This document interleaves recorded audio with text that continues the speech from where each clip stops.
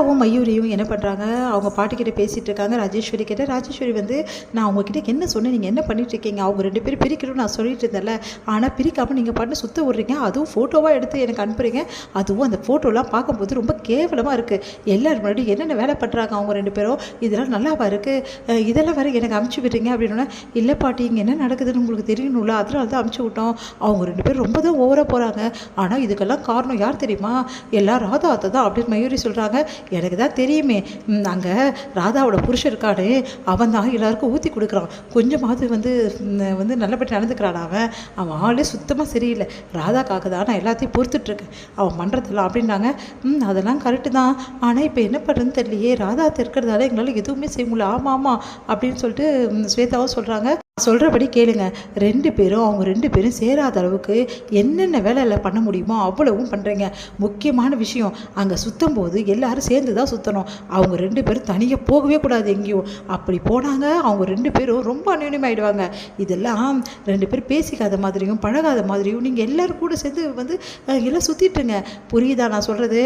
அவங்க 2 பேரும் சேரவே கூடாது. அப்படி ஏதாவது ஒன்று சேர்ந்து ஃபோட்டோ ஏதாவது வந்துச்சு, நான் சும்மாவே இருக்க மாட்டேன் அப்படின்றாங்க. சரிங்க பாட்டி, கண்டிப்பாக நாங்கள் பார்த்துக்குறோம். உங்களை 2 பேரும் நான் அமிச்சதே அதுக்காக தான். சரிங்க பாட்டி, நாங்கள் கண்டிப்பாக பண்ணுறோம் பாட்டி. அவங்க 2 பேரும் இதுக்கப்புறம் சேராத மாதிரி நாங்கள் பார்த்துக்குறோம், தனித்தனியாகவே வச்சுருக்கோம், நீங்கள் கவலைப்படாதீங்க அப்படின்றாங்க. இது எல்லாத்தையுமே ராதா கேட்டுறாங்க. ராதா செம்ம டென்ஷன் ஆகிறாங்க. ஓ, மாஸ்டர் பிளானா, என் அம்மா போட்டு கொடுக்குறாங்க, நீங்கள் 2 பேரும் அட்டகாசம் பண்ணுறீங்களா, உங்களை இதுக்கு தான் 2 பேரும் வந்திருக்கீங்களா? எனக்கு முன்னாடியே சந்தேகம் இருந்தது, அது இப்போ ஊர்ஜிதமாயிடுச்சு. எங்கள் அம்மா யாரையும் வாழ விட மாட்டாங்க.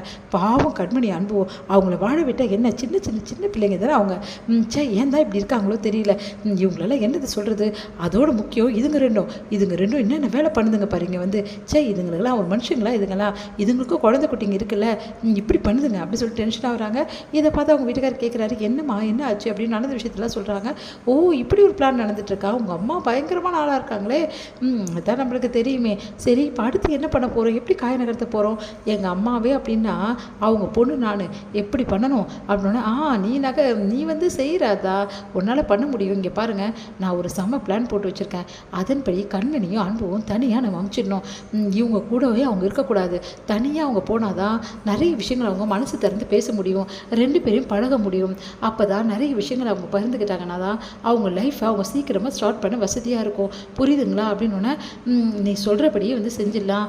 ஆனால் இதுங்களெல்லாம் எப்படி சமாளிக்கிறது, அதெல்லாம் சமாளித்து தான் ஆகணும். இவங்க எல்லாரையும் கூட்டிகிட்டு போயிட்டு இவ்வளோ நான் செலவு பண்ணுறேன், இவ்வளோ தரேன், இந்த பண்ணுறேன், இந்த கேம்ஸ் விளாட்லாம், அந்த கேம்ஸ் விளாட்லாம் சொல்லிட்டு பசங்களெலாம் கூட்டிட்டு போய் முதல்ல படுங்க.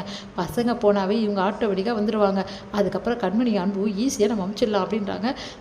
செம்ம பிளான் தான், இதன்படி நம்ம செஞ்சிடணும், ஓகேவா அப்படின்னா, ஓகே டன் அப்படின்னோடனே, இவங்க 2 பேரும் என்னென்ன வேலை பண்ணுறாருங்க பாரு அப்படின்னு சொல்லிட்டு செமையாக டென்ஷன் ஆகிறாங்க. இங்கே மயூரியோட ஹஸ்பண்ட் என்ன பண்ணுறாரு, மயூரியை தேடி வராரு. மயூரியை தேடிட்டு வந்துடும்போது கரெக்டாக அங்கே பார்த்துடுறாரு கார்த்தி. பார்த்துட்டு இந்த ஆளுக்கு இதே வேலையாக போச்சு, இங்கேயே சுற்றிட்டு இருக்கான், அதுவும் மயூரியை பின்னாடியே சுற்றிட்டு இருக்கான், இவனை சும்மாவே விடக்கூடாது, முதல்ல இவனை கம்ப்ளைண்ட் பண்ணலாம் சொன்னால் மயூரிக்கா வேணான்னு சொல்லிட்டா, இப்போ கண்டிப்பாக கம்ப்ளைண்ட் பண்ணி தான் ஆகணும் போட்டிருக்கே அப்படின்னு சொல்லிட்டு பின்னாடி போயிட்டு அடிக்கிறதுக்காக கூடிய, ஐயோ இவன் பார்த்துட்டானேன்னு சொல்லிட்டு அவர் ஓடியே போயிடுறாரு. மயூரி ஐயோ என் புருஷனை என் கூட பேச விடாமல் பண்ணிட்டானே அப்படின்னு சொல்லிட்டு டென்ஷன் ஆகுறாங்க.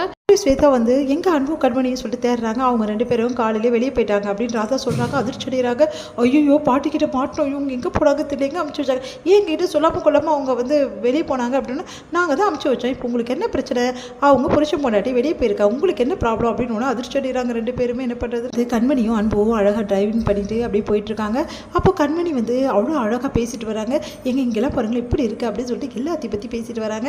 அதை பார்த்து அன்பு கண்மணியை ரசிக்க ஆரம்பிக்கிறாரு. அப்படியே பார்த்துட்டு வர 2 பேரும் அப்படியே வண்டியில் 2 பேரும் பார்த்துட்டே போயிட்டுருக்காங்க. சந்தோஷமாக கண்மணிக்கு சந்தோஷம் தாங்கவே முடியல. அன்பு பக்கத்தில் அப்படியே சந்தோஷப்படுறாங்க.